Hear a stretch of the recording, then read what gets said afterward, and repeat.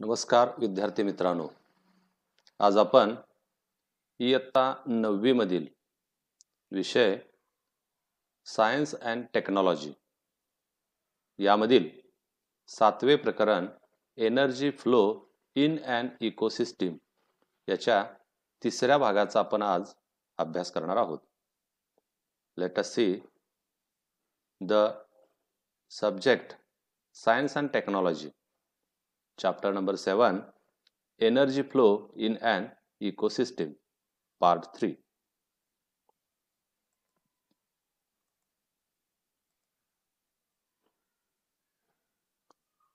First we will see the carbon cycle. The circulation and recycling of carbon from the atmosphere to living organism and after their death back to the atmosphere is called the carbon cycle. पहा, the circulation and the recycle म्हणजेच कार्बनचं circulation and recycle कशापासून from the atmosphere to the living organism. वातावरणामध्ये एखादा living organism जो असतो हा living organism वातावरणातील ॲटमॉस्फिअरमधील कार्बन डायऑक्साईड वापरत असतो आणि ते कार्बन त्याच्याकडे जातं आणि आफ्टर द डेथ हे लिव्हिंग ऑर्गॅनिझम मधून परत ते ॲटमॉस्फिअरमध्ये येतं. यालाच आपण म्हणतो कार्बन सायकल. म्हणजे चक्रीकरण पद्धतीनं कार्बन सायकल हे वातावरणातून लिव्हिंग ऑर्गॅनिझम मध्ये आणि लिव्हिंग ऑर्गॅनिझम मधून परत वातावरणामध्ये अशा पद्धतीने तिथं फिरत राहतं. त्यालाच आपण म्हणतो carbon cycle. It is also called as a carbon cycle.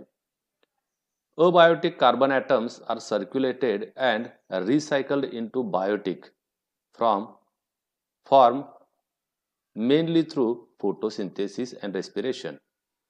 Living organism मध्ये महत्त्वाचे दोन क्रिया पार पाडल्या जातात. एक म्हणजे फोटोसिंथेसिस की ज्याला आपण प्रकाश संश्लेषण असं म्हणतो आणि दुसरं म्हणजे रेस्पिरेशन की ज्याला आपण श्वसन असं म्हणतो. यामध्ये अबायोटिक कार्बन ॲटम्स जे आहेत हे सर्क्युलेट केले जातात आणि it is recycled into biotic. त्याच पद्धतीनं हे बायोटिक मध्ये रिसायकल केले जातात या फोटोसिंथेसिस आणि रेस्पिरेशन या क्रियांच्या द्वारे. And hence the carbon cycle is one of the important biogeochemical cycle. म्हणून आपण कार्बन सायकल याला सुद्धा एक जैव भू रासायनिक चक्र एक महत्त्वाचं आहे असं या ठिकाणी आपण म्हणतो. पहा, यामध्ये बायोटिक आणि अबायोटिक असे दोन्ही प्रकारचे घटक या ठिकाणी भाग घेत असतात. पहा, यानंतर पुढे आपल्याला कार्बन सायकलचं नेमकी सायकल कशी असते ते पाहायचं आहे. Let us see the actual process of the carbon cycle. The first picture indicates that it is the carbon cycle.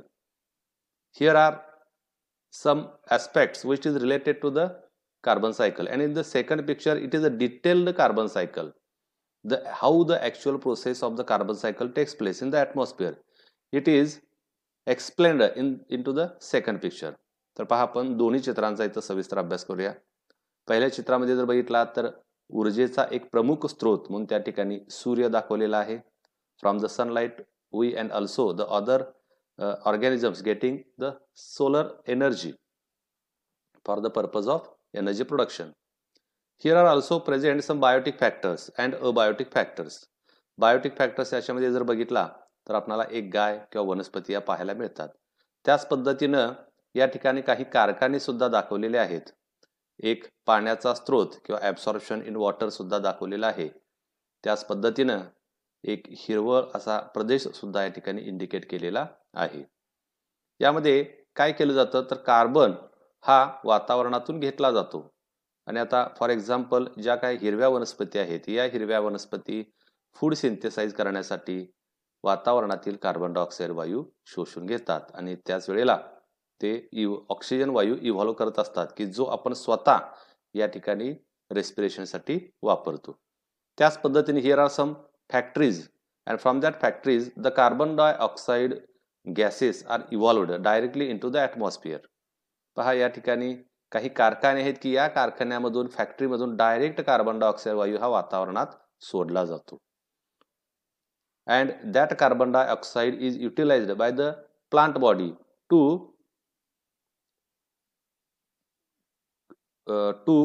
getting their food material by the process of photosynthesis and also in the respiration. In the second type, in the second picture, paha, there is a one carbon cycle. It is detailed picture of the carbon cycle. Here are also plants, fossils, and also animals, and atmospheric CO2, solar energy, etc. From the solar energy, we getting the solar system, we getting the energy just like a solar energy. Here is a basic plants. These plant bodies getting the solar energy for the process of photosynthesis, and in the photosynthesis the carbon dioxide is evolved, which is directly mixed into the atmosphere. Just like animals depends upon the plant body, and also animals, in the animal body there is a respiration takes place, and by that process some amount of carbon dioxide is evolved into the atmosphere. Here in the environment the decomposition of the dead animals takes place, and by this process some of the carbon is evolved into the atmosphere. In the process of fossils formation and petroleum, and also the combustion, human activities, industrialization and transportation, by all the aspects the carbon dioxide is evolved into the atmosphere and directly mixed into the atmosphere. And also the combustion of the coal and combustion of the some other materials, and just like and seawater, etc. There are evolved carbon dioxide, and that carbon dioxide directly mixes into the atmosphere. In this way the carbon is circulated into the atmosphere just like a cycle, therefore it is called as a carbon cycle. पहा विद्यार्थी मित्रांनो, वातावरणामध्ये plants body आहेत की या plants body काय करतात, वातावरणातील कार्बन डायऑक्साईड घेतात आणि कार्बन डायऑक्साईड पासून स्वतःचं अन्न स्वतः तयार करतात. या फोटोसिंथेसिस म्हणजे त्याला आपण प्रकाश संश्लेषण असं म्हणतो. या प्रकाश संश्लेषणाच्या माध्यमातून अन्न तयार करून कार्बन डायऑक्साईड वायू वातावरणात सोडतात. त्याच पद्धतीनं काही ॲनिमलचं डिकम्पोजिशन होत असताना, फोसाईल फॉर्मेशन होत असताना, किंवा काही ह्युमन ॲक्टिव्हिटी आहेत, इंडस्ट्रियलायझेशन आहे, ट्रान्सपोर्टेशन आहे, कंबन्शन ऑफ गॅसेस आहे, कंबन्शन ऑफ फ्युअल आहे, कोल आहे, या सर्व माध्यमातून कार्बन डायऑक्साईड वायू हा इव्हॉल्व्ह केला जातो, वातावरणात सोडला जातो आणि डायरेक्टली तो ॲटमॉस्फिअरमध्ये येतो.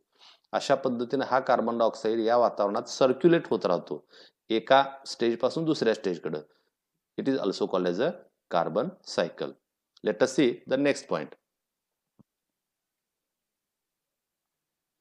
पहा,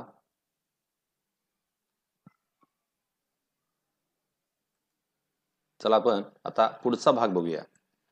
late us see the carbon cycle. Plants converts carbon dioxide into carbohydrates by the process of photosynthesis.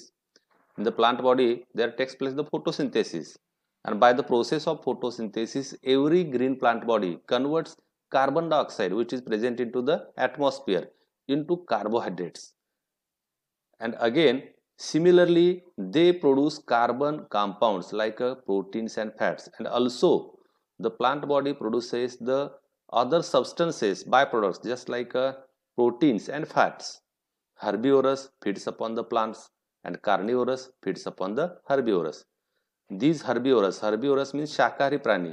हे सर्व शाकाहारी प्राणी अन्नासाठी प्लांटवर अवलंबून असतात, हे तर आपल्याला माहितच आहे. त्याच पद्धतीने जे काही मांसाहारी प्राणी आहेत, हे मांसाहारी प्राणी आपल्या अन्नाची गरज भागवण्यासाठी ह्या शाकाहारी प्राण्यांच्यावर अवलंबून असतात. They feeds upon the herbivorous.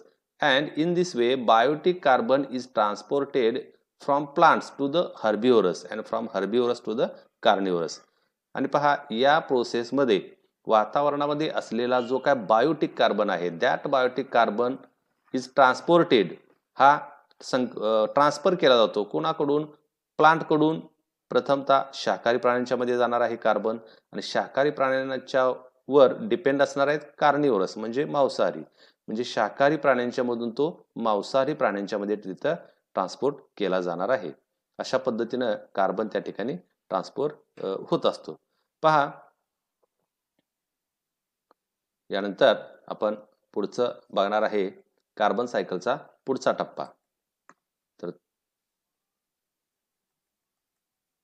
बघा, and forms carnivorous to the apex consumer. मग अशीच म्हटलं तुम्हाला की जे बायोटिक फॅक्टर असणार याच्यामधून प्लांट्समधून जाणार आहे कार्बन, तो हर्बिवोरस मधून जाणार आहे कार्निवोरसमध्ये, and from the carnivores it goes towards the apex consumer कडे तो कार्बन जाणार आहे. Eventually after the death of all types of consumers are decomposed by decomposers.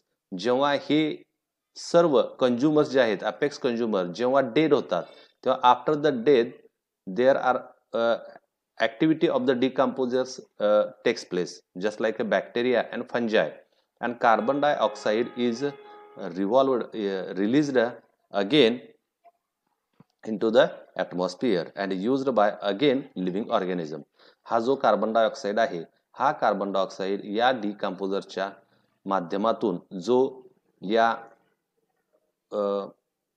कंझ्युमरच्या मध्ये गेलेला आहे त्याचं डिकम्पोजिशन होतं या बॅक्टेरिया आणि फंजाय मार्फत, आणि शेवटी हा कार्बन डायऑक्साइड पुन्हा वातावरणामध्ये आहे तसा सोडला जातो.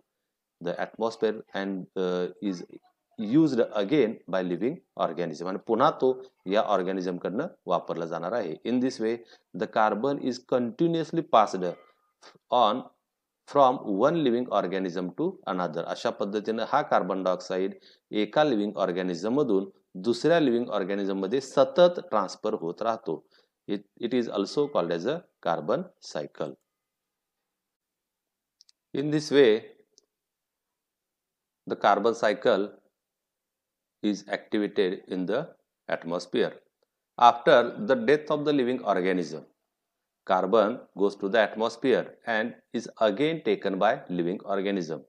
जेव्हा एखाद्या लिव्हिंग ऑर्गॅनिझमची डेथ होते तेव्हा त्याच्यानंतर हे सर्व कार्बन परत वातावरणामध्ये जातं, आणि आफ्टर दॅट वातावरणातून परत ते लिव्हिंग ऑर्गॅनिझम कडून वापरलं जातं.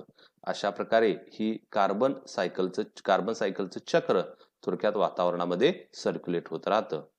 Here some main processes in the carbon cycle. C6CO2 plus 12H2O. From that we getting the C6H12O6 plus 6H2O and CO2. बघा, ह्या पहिल्या रिएक्शन मध्ये आपल्याला ऑक्सिजन इव्हॉल्व झालेला पाहायला मिळतो, बरोबर. त्याच पद्धतीनं मायटोकॉन्ड्रियाच्या माध्यमातून जेव्हा ही प्रोसेस घडते तेव्हा त्या ठिकाणी कार्बन डायऑक्साइड, एनर्जी आणि वॉटर मॉलिक्यूल वातावरणामध्ये इव्हॉल्व होत असतात. तर विद्यार्थी मित्रांनो, अशा प्रकारे कार्बन चक्र हे वातावरणामध्ये सतत कार्य करत असतं. चला पुढील आपण भाग पाहूया. Late us see the next oxygen cycle. पहिल्यांदा पहा ऑक्सिजन सायकल वातावरणामध्ये कशी ऍक्टिव्हेट होते याचा आपण इथं विचार करूया. पहिल्यांदा बघा, हा सूर्य आहे, याच्यापासून काही हिरव्या वनस्पती तिथं आपल्याला पाहायला मिळतात की ज्या हिरव्या वनस्पती सूर्यापासून सूर्यप्रकाश म्हणजे एनर्जी घेतात. त्याच पद्धतीने इथं ॲनिमल्स पाहायला मिळतात वातावरणामध्ये. आता ही ऑक्सिजन सायकल कशा पद्धतीने वातावरणात ऍक्टिव्हेट होते किंवा कार्य करते ते आपण या शेजारच्या चित्रामधून पाहूया. Late us see the actual process of the oxygen cycle. पहा, या ठिकाणी एक सूर्य पाहायला मिळतो, त्याच पद्धतीने प्लांट बॉडी आहेत, त्याच पद्धतीने ॲनिमल्स आहेत. Plant in the plant body there takes place the process photosynthesis, and for that photosynthesis some energy from the solar energy is taken and the photosynthesis occurs. By the process of the photosynthesis the oxygen is evolved and that oxygen is directly released into the atmosphere. Again that oxygen is used for many purposes, just like rusting, decomposition and combustion. The oxygen is used, and also that oxygen is used by the animals and plants for the respiration. Animals totally depends for respiration by the oxygen, and also at the night time the plant body utilize the oxygen for the respiration, and also the carbohydrates, proteins and fats are produced. In this way the lithosphere and the hydrosphere both take parts into the oxygen cycle. अशा पद्धतीनं लिथोस्फिअर, हायड्रोस्फिअर म्हणा, त्याच पद्धतीने हिरव्या वनस्पती किंवा plant body या oxygen सायकलमध्ये भाग घेत असतात. चला पुढे बघूया आपण या ठिकाणी oxygen cycle. Let us see the oxygen cycle. Oxygen forms 21% of the atmosphere. It is also present in the hydrosphere and lithosphere. Oxygen हा वातावरणामध्ये 21% इतक्या प्रमाणात पाहायला मिळतो. त्याच पद्धतीनं हा हायड्रोस्फिअर आणि लिथोस्फिअर याच्यामध्ये प्रामुख्यानं आढळतो.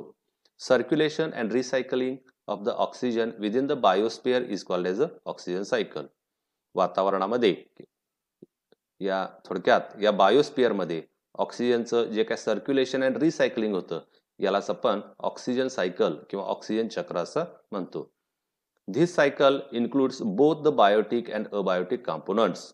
Oxygen is continuously produced as well as used up in the atmosphere. ही जी ऑक्सिजन चक्राची सायकल आहे याच्यामध्ये बायोटिक आणि अबायोटिक असे दोन्ही कंपोनंट आपल्याला पाहायला मिळतात. And also oxygen is continuously produced. या ऑक्सिजन चक्रामध्ये सतत ऑक्सिजन तयार होत असतो आणि त्याच पद्धतीनं तो वातावरणातील विविध घटकांच्याकडून वापरला जात असतो. पहा यानंतर oxygen is highly reactive and it is readily react with other elements and components. Oxygen हा हायली रिएक्टिव्ह आहे आणि तो इतर अदर एलिमेंट आणि कंपाऊंड्स बरोबर सतत रिॲक्ट होत असतो. Oxygen is formed in a various forms like molecular oxygen, water bodies, carbon dioxide and inorganic compounds etcetera. वातावरणामध्ये जो काय ऑक्सिजन आहे हा वेगवेगळ्या फॉर्ममध्ये आपल्याला पाहायला मिळतो. जस्ट लाईक मॉलिक्युलर ऑक्सिजन असेल किंवा वॉटर मॉलिक्युलमध्ये ऑक्सिजन आपल्याला पाहायला मिळतोच. त्याच पद्धतीने कार्बन डायऑक्साईडमध्ये ऑक्सिजन पाहायला मिळतो. त्याच पद्धतीने काही इनऑर्गॅनिक कंपाऊंड्स आहेत की ज्याच्यामध्ये सुद्धा हा ऑक्सिजन आपल्याला इथं पाहायला मिळतो. The oxygen cycle of the biosphere is extremely complex. आणि या सर्व घटकांच्यामुळं ही ऑक्सिजन सायकल एक कॉम्प्लेक्स सायकल अशी बनलेली आहे. Oxygen is released in the process of photosynthesis, whereas it is used up in the process like a respiration, combustion, decomposition, corrosion, rusting, etc. वातावरणातील जो काय ऑक्सिजन आहे हा ऑक्सिजन वेगवेगळ्या घटकांच्यासाठी वापरला जातो, वेगवेगळ्या प्रोसेससाठी वापरला जातो. For example for the process of photosynthesis, प्रकाश संश्लेषणासाठी ऑक्सिजन वापरला जातो. त्याच पद्धतीनं रेस्पिरेशन प्रोसेससाठी वापरला जातो. ज्वलनासाठी ऑक्सिजन मदत करतो त्यासाठी वापरला जातो. डिकम्पोजिशनसाठी वापरला जातो, करोजनसाठी वापरला जातो, रस्टिंगसाठी वापरला जातो. या सर्व गोष्टींसाठी ऑक्सिजन युटिलाइज केला जातो. त्यामुळे वातावरणामधील हा जो ऑक्सिजन आहे तो सतत चक्राकार पद्धतीनं सायक्लिक पद्धतीनं सर्क्युलेट होत राहतो. आणि that cycle is also called as a oxygen cycle. पहा यानंतर आपण पाहणार आहोत the next and last the nitrogen cycle. Look at the picture first. Nitrogen cycle. वातावरणामध्ये नायट्रोजन सायकलचे चक्र आपल्याला इथं दाखवलेलं आहे. हा नायट्रोजन असणार आहे. हा नायट्रोजन कशा पद्धतीनं वातावरणात सर्क्युलेट होतो त्याचं इथं एक डायग्राम दाखवलेली आहे. पहा याची ऍक्च्युअल प्रोसेस कशी होते ती इथं शेजारच्या आकृतीमध्ये दाखवलेली आहे. यामध्ये जर बघितला तर आपल्याला nitrogen dioxide, nitrogen trioxide, nitrates, nitrites सर्व इथं पाहायला मिळतात. प्लांट्स त्याच पद्धतीने ॲनिमल्स त्याचा वापर करतात. त्याच पद्धतीनं वेगवेगळ्या घटकांच्या मध्ये हे सर्व घटक आपल्याला पाहायला मिळतात. अमोनिफिकेशन असेल, नायट्रिफिकेशन असेल, डिनायट्रिफिकेशन असेल, याच्यामध्ये सुद्धा हे नायट्रोजन वापरलं जातं. आणि ॲटमॉस्फिअर मध्ये असणारा जो काय नायट्रोजन आहे तो सतत अशा वेगवेगळ्या या माध्यमामधून सर्क्युलेट होत राहतो.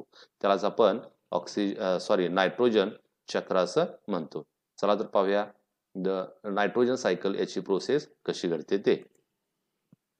पहा here nitrogen forms 78%, that is the maximum portion of the atmosphere. The maximum portion of the atmosphere is occupied by the one unique gas. It is also called as a nitrogen and it is about 78%. वातावरणाच्या जवळपास 78% प्रमाण हे नायट्रोजनचं असणार आहे. It is a necessary for the maintenance of the cycle of nature. ही निसर्गाचं जे काही चक्र आहे हे मेंटेन करण्यासाठी याचा फार मोठा वाटा आहे या नायट्रोजनचा. The circulation and recycling of a nitrogen gas into the forms of different compounds through various biotic आणि abiotic processes in the nature is called as a nitrogen cycle. Nitrogen cycle म्हणजे काय बघा, तर वातावरणामध्ये आपल्याला ॲटमॉस्फिअरमध्ये बायोटिक आणि abiotic असे अनेक घटक पाहायला मिळतात आणि यांच्यामध्ये सर्क्युलेशन अँड रिसायकल नायट्रोजनचं सतत घडत असतं. कुणामार्फत, तर बायोटिक आणि अबायोटिक फॅक्टर्समध्ये. या सर्क्युलेशनला किंवा रिसायकलिंगला नायट्रोजनच्या आपण नायट्रोजन सायकल असं म्हणतो. थोडक्यात वातावरणामध्ये ही नायट्रोजन वेगवेगळ्या पद्धतीने तिथं वेगवेगळ्या घटकांच्या मधून सर्क्युलेट केलं जातं. यानंतर पहा, all organisms participate in the nitrogen cycle. It is an important component of the protein and nucleic acids. या ठिकाणी या नायट्रोजन सायकलमध्ये जे काय ऑर्गॅनिझम भाग घेतात ते सर्व महत्वाचे घटक आहेतच. त्याच पद्धतीने it is an important component, हे प्रोटीन आणि न्यूक्लिक ॲसिडचे एक महत्वाचे कॉम्पोनंट आहेत. As compared to the other elements, it is inactive and does not easily combine with other elements. याची जर आपण इतर एलिमेंटच्या बाबतीत तुलना केली तर it is a inactive and does not easily combine with other elements. हे सहजासहजी दुसऱ्या एलिमेंट बरोबर कंबाईन होत नाहीत, संयोग पावत नाहीत. इतके महत्वाचे घटक म्हणजे या ठिकाणी नायट्रोजन आहे. Most organism cannot use the free form of nitrogen. वातावरणामध्ये मुक्त असलेला नायट्रोजन कोणताही ऑर्गॅनिझम त्या ठिकाणी वापरू शकत नाही. हे फार महत्वाचं आहे. Let us see some importance processes of the nitrogen cycle. The first, nitrogen fixation, conversion of the nitrogen into nitrates and nitrites through atmospheric, industrial and biological process. वातावरणातील किंवा इंडस्ट्रियल किंवा बायोलॉजिकल प्रोसेसच्या माध्यमातून नायट्रोजनचं नायट्रेट आणि नायट्राइट्स याच्यामध्ये conversion केलं जातं आणि या प्रोसेसलाच आपण इथं नायट्रोजन फिक्सेशन असं म्हणतो. Then the second, ammonification, release of the ammonia through decomposition of dead bodies and excretory waste of organisms.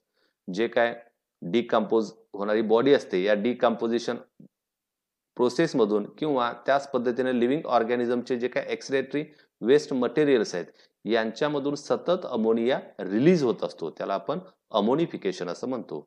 Then third, nitrification, conversion of the ammonia into the nitrates and then nitrites. वातावरणामध्ये असणार जे काय ammonia आहे या अमोनियाचं पहिल्यांदा नायट्रेटमध्ये रूपांतर करायचं आणि त्याच्यानंतर नायट्राइटमध्ये रूपांतर करून आफ्टर दॅट नायट्रेटमध्ये रूपांतर करायचं आणि या प्रोसेसलाच आपण म्हणतो nitrification. After that the last, denitrification, conversion of the nitrogen compounds into gaseous nitrogen. हे जे ॲटमॉस्फिअरमध्ये सगळे नायट्रोजनचे कंपाऊंड्स आहेत, that totally nitrogen compounds are converted into the gaseous nitrogen. हे सर्व नायट्रोजन गॅसमध्ये कन्वर्ट केले जातात, नायट्रोजन कंपाऊंड, आणि या प्रोसेसलाच आपण म्हणतो डिनायट्रिफिकेशन. अशा पद्धतीनं नायट्रोजन सायकल वातावरणामध्ये ऍक्टिव्हेट होत असते. तर विद्यार्थी मित्रांनो, आजच्या या सेशनमध्ये आपण ऑक्सिजन सायकल, कार्बन सायकल आणि नायट्रोजन सायकल याचा डिटेलमध्ये अभ्यास केलेला आहे. नक्कीच तो तुम्हाला आवडला असेल. आपण याच्या पुढच्या भागामध्ये पुढील भाग पाहणार आहोत. जर आपणाला हे माझे व्हिडिओ आवडत असतील तर सर्वांनी आपल्या मित्रांना ते शेअर करा. त्याच पद्धतीनं या आमच्या माय एज्युकेशन चॅनलला सबस्क्राईब, लाईक आणि शेअर करायला विसरू नका. चला, धन्यवाद.